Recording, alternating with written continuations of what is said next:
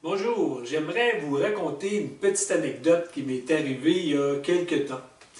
Comme je suis un auteur indépendant qui publie à compte d'auteur, pour vendre mes volumes, je participe à des événements ponctuellement. Alors, j'étais dans un événement où il y avait une quarantaine d'exposants. L'événement durait 2 jours. Bon. Alors, en face de moi, de ma table, il y avait un monsieur qui vendait ses trucs. Que j'avais regardé. Le monsieur, c'était du beau stock. Il lisait le journal. Le matin, il arrivait, il lisait le journal. Bon. À un moment donné, il s'est décidé, il s'est levé, puis il est venu me voir. Il voyait que je vendais mes livres, et on est très peu à vendre des livres dans ces événements-là. Alors, commence à jaser un peu, oui. Là, je lui suggère, prenez les livres, là, puis feuilletez-les à votre table en attendant les gens. Fait que, il prend mon livre, il s'en va avec. Fait que, bon, la journée s'écoule, il y a des gens qui passaient. Ils regardaient mon livre, c'était bon. Fait que, quelques heures plus tard, il se lève, il revient à ma table. Il n'y avait pas grand gens qui étaient dans la place pour acheter. Alors, il me dit, bon, il dit, votre livre traite de la théorie du complot. Il dit, vos références sont prises sur YouTube, il y a beaucoup de cochonneries là-dedans, tout ça. Bon, j'étais pas plus surpris qu'il fallait. Beaucoup de gens ont cette perception-là du livre, aussi du complot, de la théorie du complot. Alors, je demande, on était très cordial. Le monsieur, il n'y avait aucune animosité, c'était très cool comme entretien. Je dis, connaissez-vous le groupe Bilderberg? Il dit non. Connaissez-vous la commission trilatérale? Non. Le CFR? Non. J'ai dit, connaissez-vous Nikola Tesla? Ah, il dit, ben oui, il dit, les autos, là, Nikola Tesla, là. Non, non, non, je dis pas tout à fait. Je dis, les autos, la marque de la compagnie a été prise en l'honneur de Nikola Tesla, qui était un grand inventeur. Il n'y a pas beaucoup de temps, hein? 1850, 1950 à peu près, là. Bon. Ah, il ne savait pas, le monsieur. Fait que je disais, est-ce que vous connaissez Nikola? Non, il n'avait jamais entendu parler de Nikola Tesla. Bon, OK. Saviez-vous qu'il y a des pyramides en Chine? Non. Est-ce que vous connaissez le site de Mohenjo-Daro en Chine, aux Indes? Non plus. L'acupuncture, connaissez-vous? Oui, l'acupuncture, oui, je connais ça. Il dit, j'ai eu une épine de noir, c'est un tour dans un talon. Oui, ça a été efficace, puis ça, bon. Je dis, bon, mais saviez-vous que l'acupuncture, ça parle d'une théorie qui veut qu'il y ait une énergie qui existe, qui s'appelle le chi, et qui parcourt le corps humain en suivant des méridiens. Je dis, oui, tu es au courant de ça, il n'y a pas de problème avec ça. Bon. J'ai dit, savez-vous que cette théorie-là origine il y a plus de 2000 ans? Ouais, puis, ben, il y a 2000 ans, monsieur, il fallait que les humains aient une perception que le corps humain était traversé par des méridiens, puis il y a des points précis où tu pouvais jouer pour améliorer la santé des gens. Puis là, le monsieur, il commençait à allumer, là. Ah bon, ben je dis, vous ne trouvez pas, vous, que l'acupuncture, c'est un remède de grand-mère? Lui, il s'était fait traiter, puis ça avait été positif. Donc, il y avait une autre perception de l'acupuncture. Ben, non, c'était correct pour lui. Ben, je dis, il n'y a aucun fondement scientifique à l'acupuncture. Hein? La science occidentale n'a jamais pu calculer le chi, jamais pu capter... percevoir cette énergie-là, hein, qui semble venir de nulle part, et tout ça. Là. Et il commençait à être perplexe, mon monsieur. Fait que je me disais que on va continuer la chose. J'ai dit, c'est vous qui crée l'argent? Ah, il dit, ben oui, c'est le gouvernement. Ben oui, mais je dis, c'est le gouvernement qui crée l'argent.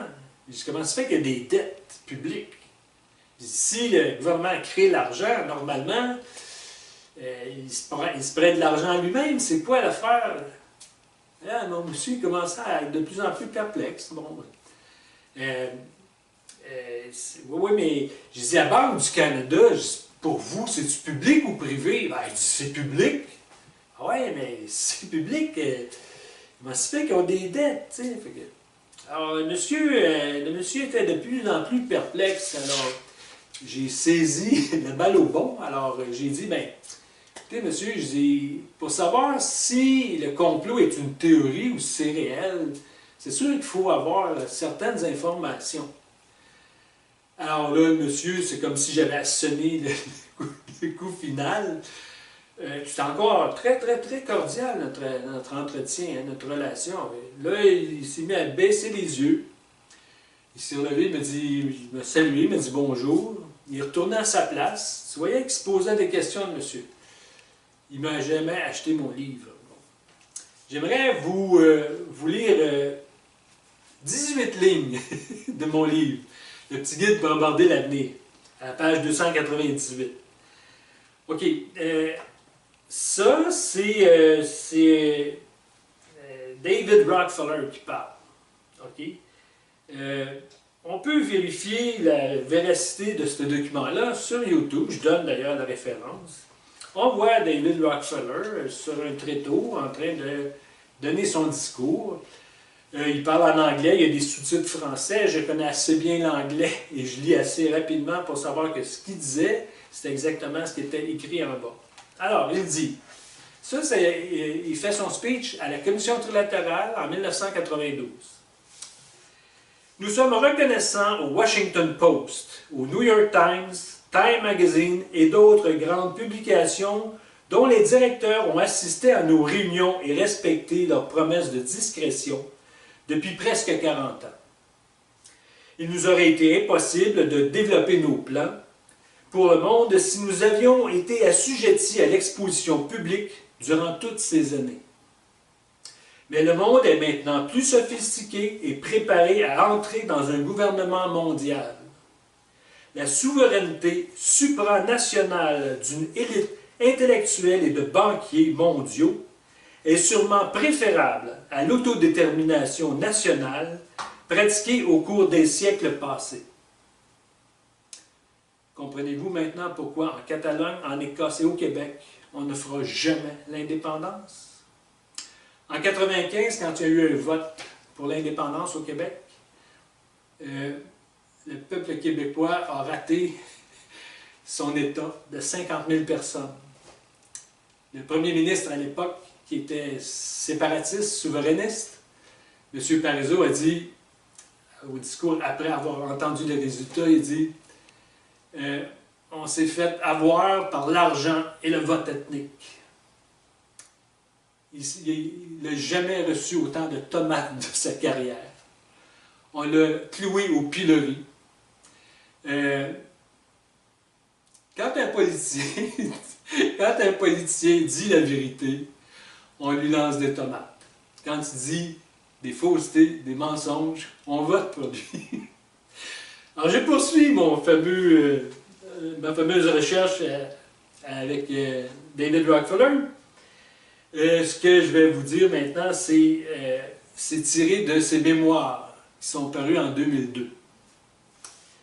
Alors, j'y vais. Quelques-uns croient même que nous faisons partie d'une cabale secrète travaillant contre les meilleurs intérêts des États-Unis, caractérisant ma famille et moi en tant qu'internationalistes et conspirant avec d'autres familles autour de la Terre pour construire une politique globale ainsi qu'une structure économique plus intégrée, un seul monde si vous voulez. Si cela est l'accusation, je suis coupable et fier de l'être. Pour moi, ces 18 lignes-là met la théorie du complot aux poubelles, parce qu'il n'y a pas de théorie du tout là-dedans. C'est la stricte réalité. Si vous voulez en savoir plus, vous pouvez vous procurer le petit guide pour aborder l'avenir. Ça a été sorti au mois d'août 2017. On peut se le procurer en ligne, soit sur ma page Facebook à l'onglet Boutique, ou soit directement chez l'éditeur, distributeur aussi, donc les éditions de l'apothéose en un seul mot.com. De toute façon, vous allez avoir aussi en bande défilante ma page Facebook. Merci de m'avoir écouté. Bye, à la prochaine.